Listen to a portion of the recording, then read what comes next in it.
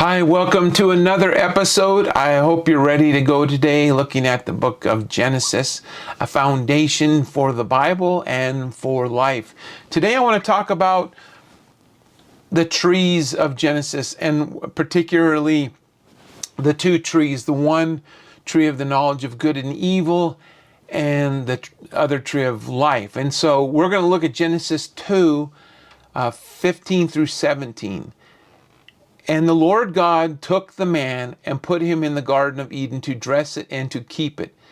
And the Lord God commanded the man, saying, Of every tree of the garden thou mayest eat freely, thou mayest freely eat. But of the tree of the knowledge of good and evil thou shalt not eat of it. For in the day that thou eatest thereof thou shalt surely die. So what I want to look at about these trees is the idea of choice. There was a choice God gave to the original humans, and we have choices today. And so what I want to look at today is the idea of, do we really have choices? Do we have a free will? And humans think, this is kind of weird because I think you probably believe that you are making real choices. So humans think they make conscious choices about important life decisions. Philosophers talk about this as free will, or what else is called as determinism. And I would like to start out with the idea of what determinism is. Well, determinism basically is that you think you have choices, but you don't. And this stems from the idea that we are here by chance. A true atheist, or an evolutionist atheist, believes that there is no God, there is no creator, and that all that we see in the universe, including life on Earth, is a lucky chance. A chance that life form, that the Earth was in the right place, had the right environment in order for life to come to be, and life did, and then life is formed, and we're part of all of the things of the universe. And so being just part of the universe, some say we just dance to the flow of our molecules. In other words, we're just doing what molecules do. And I think just the fact that you have a hard time with this and what I'm about to say should testify to you that you're not a product of chance, that you are a created being. But if you believe there is no God and we are just created, then you cannot really say we're anything more than a rain cloud. The sun warms up the ocean and the water evaporates up into the sky and forms clouds, and those clouds move across the land and finally come to a place where they start to condense and form rain. And this is just a process of molecules. It's just an operation of the universe. And since we are just another product of this universe, we're really no different than a rain cloud. We do what rain clouds do. And so we could think of many things on the earth. You could think about this, how the planet Earth just rotates in a 24-hour fashion, and it just does it because that's what the forces of nature told it to do.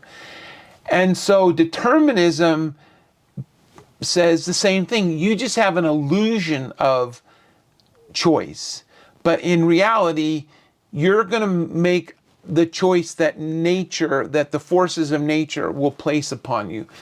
Your brain is just going to have a chemical reaction that'll cause you to make a choice and think you're doing something, but in reality, you don't really have a choice. That's pure determinism. So on the other hand, there's the idea of free will where you have a true conscious choice based upon morals, feeling, or survival.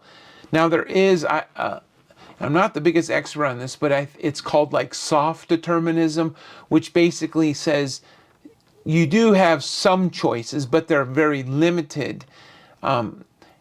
You can make certain choices, but they're very limited. So I think the question needs to go even deeper than simply do I have a choice of like faced with a dangerous situation, do I fight or do I flee? There's two choices, and that would be like soft determinism where I can actually make those two choices.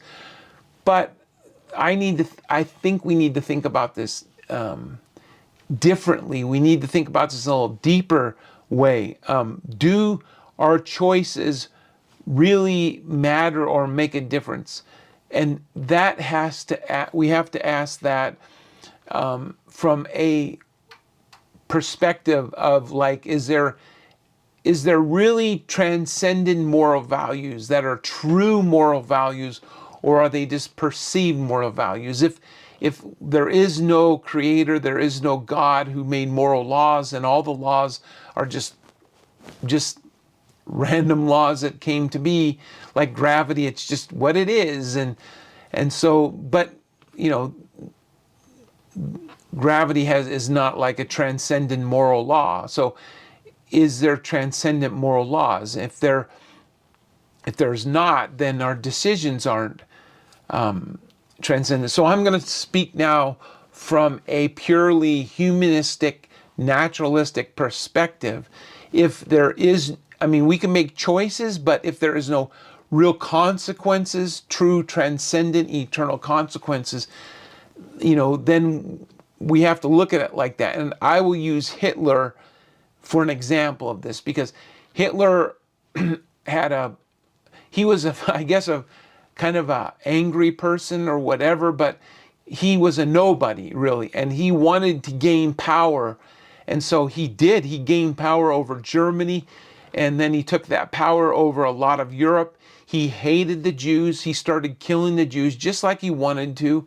He wanted to have luxury. He had chateaus around places in Europe. He loved to collect art. He had the women he wanted. He had it all. He had just what he wanted. And sure, he ended up dying, you know, but the thing is we have to ask the question. So everybody dies. We were never meant to be anything more than a blip on the radar screen here and there, and we're dead. And that's the end of it. There's nothing to account for if we die. And so Hitler really was, he was a very successful human being, because there's people who live their life in extreme poverty, always trampled under people's feet, never get what they want. They have to suffer the whole time, and then they just die. And what was the point of it all? And so, you know, even if all these Jews died, so what? They died. I mean, we're all just like bugs that get squished under our feet, or an animal that gets run over. It's incidental. It doesn't matter. And I'm talking about here from a very humanistic standpoint. I've seen people who've committed murder, and they're just ecstatic that they did. Even if they get sentenced to jail, they go out of court saying, yes, I'm looking at the family or the loved one and saying, I'm glad I killed who I killed. I saw a guy saying, I'm glad I killed cops, and if you don't put me in jail, I'm just going to kill more of them. And he was fine with going to jail. I mean, he got what he wanted. He did what he wanted. And so he dies, and that's the end of it. So if there's no consequences, if there's no, you know, real eternal consequences, then our choices really are very limited, and they're really meaningless in a way. But if we have true free will that really has consequences, then we can truly love someone. It's going to be more than just a chemical reaction that says, oh, I need to love somebody. And we can truly love someone through moral goodness that have good consequences. We can truly sacrifice our time, and there's actually going to be true justice for doing so. So this is the idea. Is there justice for our choices? Is there a just reward for making the right choices when we die, or is there consequences for making the wrong choices? In our text, we see that Adam, the original human, was given the choices. The thing, he actually was given a choice. Think about it. Like, wouldn't it be wonderful that there's only one wrong decision to make? Like, you can do anything you want, just don't make this wrong decision. That seems like an awesome thing, but they did. And sometimes, like, it's really, if you think about it, in our life, it's not all that complicated. I remember when I was in the Air Force, a general wrote in a paper that we had to read, and he wrote, it's not that hard. All you need to do before you make a decision is to stop and to think about what you know is right and what you know is wrong, and do the right thing. And every day when we are faced with choices, if we stopped and thought about it, we would know what was right and what was wrong, and we can make the right choice. And so in reality, I guess we are given that ability just to make it's like a 50-50 chance on everything. You just make the right choice on things that are morally wrong. But many people ask the question, I've seen it, I've heard it, why did God give us a choice to do wrong? Or why did he make us have the ability to do wrong? We're not God. We have to realize that. I just get amazed that people who criticize a God they don't believe in, but why are you criticizing something you don't believe in? But if you do believe in a God, then you have to realize you're not God. You didn't create the whole universe. There are 6 or 7 billion people on this earth, and everybody thinks they know what's best, and God has to do what's best. And so we can't even begin to fathom, what it's like to be God and what it is to be God to make decisions. And so, why God did this, we have no idea. But I think we can come to some sort of conclusion about this that seems rational, because if we did not have free will, then it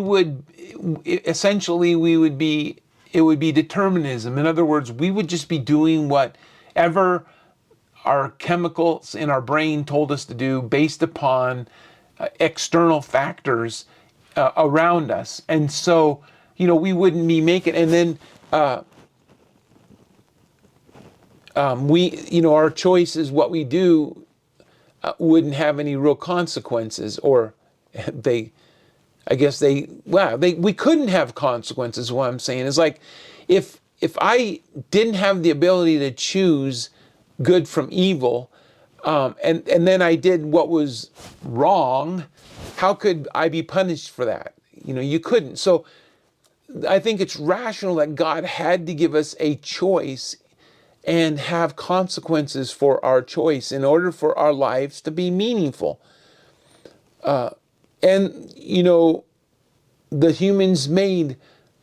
original humans made the wrong choice, and it's been a long road of bad decisions by each one of us.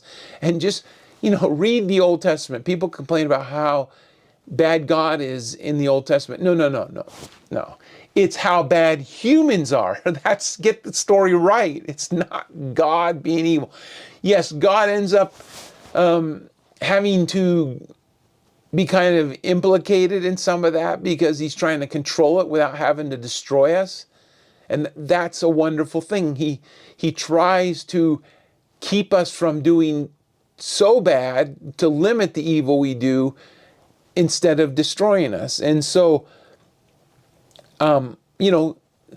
people will say, why did God allow slavery? Why didn't he just tell people slavery's bad, stop it? Well, because we have choices and people choose to not listen to God. And so either God has the choice, well, I can just destroy them, or I can see if I can change their mind. I can get them to figure out that that's not the right thing to do. And that's basically what we should learn from the Old Testament. So God didn't annihilate us. And so as long as we should be thankful for that. And we should try to make the right choices. And the right choice, I think, is to love the one who gave you a choice, who's given you the opportunity to make the right choice, who hasn't just destroyed you. I mean, I think this is a rational thing we have to think about really deeply, because has there ever been somebody in your life who just seems like there's no, it's like there's no pass with them. You can't get by it. It's like they just hate you, and it's either you or them, and there's nothing you can do to change that. You would wish it would to change, but there's just nothing to do to change it. So if they had the power to kill you, they would. And so what would you do? I mean, this is the way God is if there's people who are absolutely refusing to believe in God, to trust God, to make the right choice, then you're at an impasse, and God just has to say, look, there's going to be a time to come where it's done for you. I've given you your chance. But every day you have in your life, God loves you enough to give you that day and give you the chance to make the right choices. And he sent his son to give you that chance to make the right choice. And I'm going to leave you with these verses here. And so thank you for watching today. I hope that you think and ponder about these things. Be an intelligent person, a thoughtful person. Don't just live by the whim of the moment, by what's superficial in our thinking. Think a little deeper. Meditate upon these things. Make them become part of your life. I hope that you enjoyed today's program. I hope you would share it. I've been trying to do these on a regular basis. I've taken a part-time job so I can do this on a regular basis, and that's not necessarily going to make all my ends meet. So Paul said, muzzle not the oxen that treadeth out the corn. He said, a laborer is worthy of his hire. If you enjoy what I have been providing for you in this video, you don't even have to give me any money. You can just simply like it and subscribe to my thing. You can also tell others about it. But if you would like, you can go to my website, husbandman.org, and there you can find a link to my Patreon site, and you can support me there. If you are listening to this on my podcast, you can also find a link to support me on my podcast too. Thank you so much. Have a great day, and read these verses that come up on the screen and think deeply about them. I love you. God bless.